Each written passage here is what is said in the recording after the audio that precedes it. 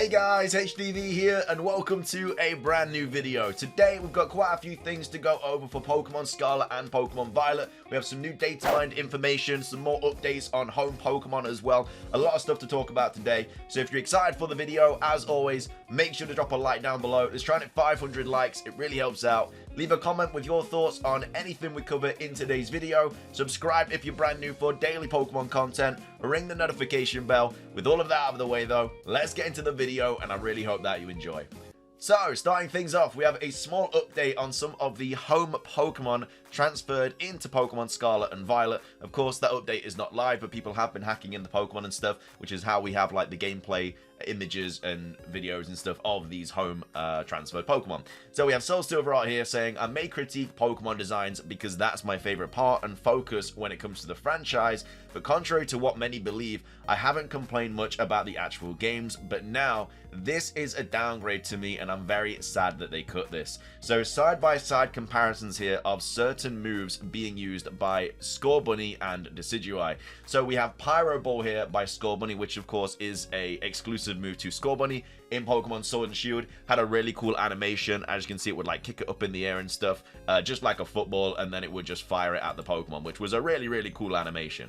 However though, in Pokemon Scarlet and Pokemon Violet, that's been scrapped. So this is what it looks like in Pokemon Sword and Shield. Does a little around the world and everything like that, and then smashes it at the Greedent. However, in Pokemon Scarlet and Violet, they've absolutely cut this, and they just literally kick the ball, well, just the flame ball straight at Lycanroc. So there's no like kicking it and stuff like that. It is literally just firing it straight at the Pokemon. So they have cut this, which is a bit unfortunate, but there is a reason behind it, which I'm going to talk about in a second. We then have Decidueye here with its hidden ability, exclusive move, its arrow move, where as you can see, it kind of like pulls back the bow and stuff and then shoots down the arrows into Claydol. Really cool move. However though, in Pokemon Scarlet and Violet, that is not the case at all. It actually looks really bad in my opinion. Like at least with Cinderace, I don't know if I was calling that Scorbunny, but with Cinderace, it literally, you can still see the ball like kind of getting shot from the foot, but with this, it literally just like the arrows just come out of like nowhere.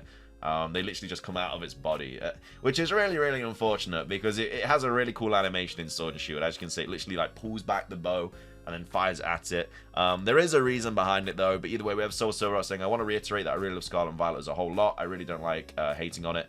But basically, there's a reason for it. But we also have Bun here saying they also cut down Zacian's Behemoth Blade animation, and Inteleon no longer crouches down in Snipe Shot.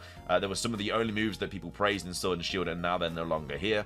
However, though, the moves are like this because of the open world free moving camera. So obviously, in the battles, you can move around the battle in Pokemon Scarlet and Violet, which is a really cool kind of feature that we've got in the Generation 9 games. But because of that, a lot of move animations has now been kind of like dumbed down to very small kind of animations. I think that might be the other reason why like contact moves and like Pokemon Legends Arceus, you had like the contact moves, which would have the Pokemon actually go up to the other Pokemon, but in this game it doesn't, like crunch and stuff. But even though I'm pretty sure there was like a free roaming camera in Legends Arceus, so maybe that's not the reason. But either way, yeah, this is just a couple of the Pokemon that have been kind of had their moves dumbed down. So you got, like I say, Cinderace. Cinderace's Pyro Ball. You've got Decidueye and its arrow attack. Again, Inteleon with Snipe Shot, and then also Zacian with Behemoth Blade. Like all of these moves have been dumbed down a lot, which is really unfortunate because there's some really cool animations in Pokemon Sword and Shield. But either way, that's a small update there. We then have Anubis talking about more data mine stuff. So the other day we did make a video going over new data mines, and that was all about the critical capture. We also have some more information about that now. We have Anubis tweeting out saying, you've seen that Pokemon Scarlet and Pokemon Violet hides successful regular captures as critical captures for repeats. Again, we already spoke about this.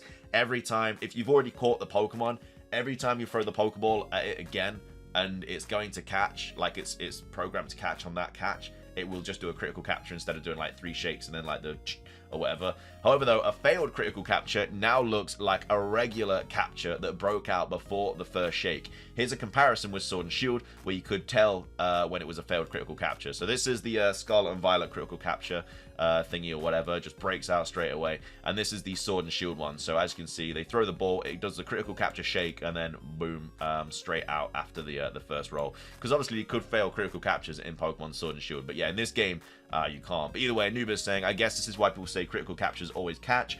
what you see as a critical capture on screen is a mix of true regular 4 shake captures and true critical 1 shake captures. You can't see the failed critical captures to know that they are failing. So yeah, that's kind of the final thing about critical captures and stuff in this game. That's all been answered. It's not a bug, it's not a visual error, it's not a glitch. It's literally been put into the game for those kind of reasons. Moving on, we also have this information as well. We actually have Toby Fox, who came out and say what he worked on in Pokemon Scarlet and Pokemon Violet.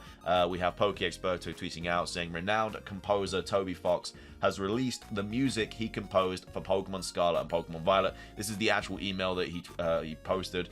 Basically, Pokemon Scarlet and Violet have released. I had the honor of making a few songs for the game, Terra Raid Battles, the Academy Ace Tournament, and of course, Battle Zero Lab. I also composed Area Zero, which was rearranged by my friend. And then I also composed a majestic theme melody for the song Academy. Surprisingly, this ended up used as a field theme for the whole game, though all songs using the melody were made by other composers. I love the soft piano version that plays at night. Anyhow, that's all I did. So yeah, basically went over kind of all the different bits of music really that he worked on in the game, and all of those are absolute bangers. Like the Area Zero theme, banger. Like the Area Zero battle theme's a banger, the Academy Ace Tournament theme's a banger, Terra Raid Battles is a banger, and then also the Academy theme as well that plays throughout fields and stuff in the whole game. That's obviously a banger as well. So yeah, Toby Fox absolutely smashed it. But yeah, really cool to see that. Finishing things off, we also have this thread here by Soul Silver talking about DLC and kind of what it means for the future and stuff, that the Gen 9 anime is released in like April and stuff. But either way, we obviously had the Gen 9 announcement last week, and it's Soul Silver here saying this has to be the most disappointing news though.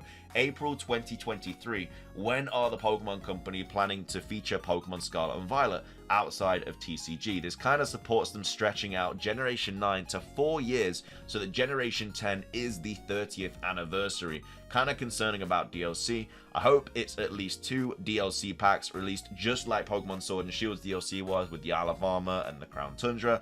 One in the summer and one in the fall. Still totally possible. I'm just thinking out loud. I really hope they don't make us wait till November 2023 for one bigger DLC pack. Some people might like that, but this is just what I think. For the state of clarity, I'm not saying this is going to happen. That's just a fear of mine. I trust Game Freak and the Pokemon Company. I'm sure they want to promote their game, and they will definitely have some announcement coming early 2023.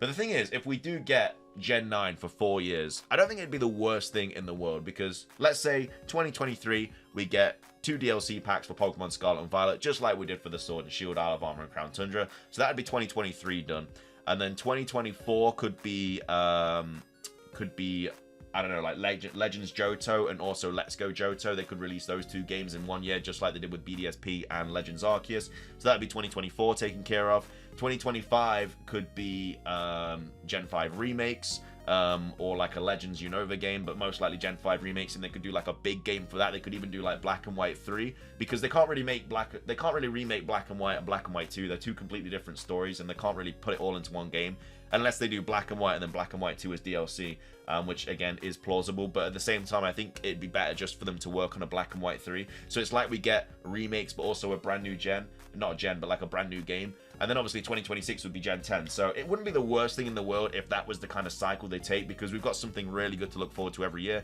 Like I say, DLC next year, Legends Johto and Let's Go Johto in 2024. I wouldn't mind a Let's Go Johto if we also got Legends Johto at the same time. I don't think Let's Go Johto would be good enough to kind of hold a whole year by itself. Like Let's Go Pikachu and Eevee, once you beat the game, and if you weren't a shiny hunter, there wasn't really anything to do. The competitive was terrible. Pokemon didn't have held items, abilities, everything like that. So Let's Go Johto on its own wouldn't really work. But if we got a Legends Johto as well, that'd be really cool. And then yeah, Gen 5 2025 remakes or whatever, then yeah, Gen 10 2026, that'd be massive, that'd be huge. And then we also have other people here saying, you know, why do people want Pokemon to crank out more products every couple of months, even though every part of the series is facing some sort of production crisis? Hopefully this clears things up.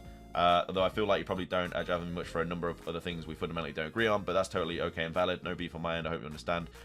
Which is just talking about here, you know, this is annoying. I'm sorry how badly I misunderstood this tweet is. In no way did I say the 4-year gap shouldn't happen. I was pointing out that this is evidence that it could happen instead of the traditional 3 years. Thanks for all the hate for nothing. I don't know, maybe he was just getting hate for that comment or something, I'm not sure. But either way, that's what I thought. I don't think it'd be the worst thing for 4 years. You know, I think there's plenty of stuff that can pop into those year gaps until Generation 10. There's so many kind of different things now they've done. They've got remakes, Legends games, spin-off games, and the main series games, that they could all pop into those 4 years, that I think it's fine. We've also got Stadium 1 and 2 coming out next year for the Nintendo Switch Online, Nintendo 64 thing, so that's really cool to look forward to. Detective Pikachu 2 also apparently getting released next year, so there's a lot of stuff that's getting released next year alone with the DLC. So 2023 I think is actually quite a big year in terms of Pokemon games. Anyway though, that's going to be everything for today's video. I'm rambling, it's just my thoughts and feelings on it, but let me know your thoughts about it. When do you think Gen 10 will get released? And also, what are your thoughts on the moves kind of being dumbed down as well for certain Pokemon? But yeah, if you enjoyed, drop a like, let's try and hit 500, subscribe if you're brand new, leave a comment, ring the notification bell. It's everything from me though. Have a fantastic rest of your day, and until next time, peace.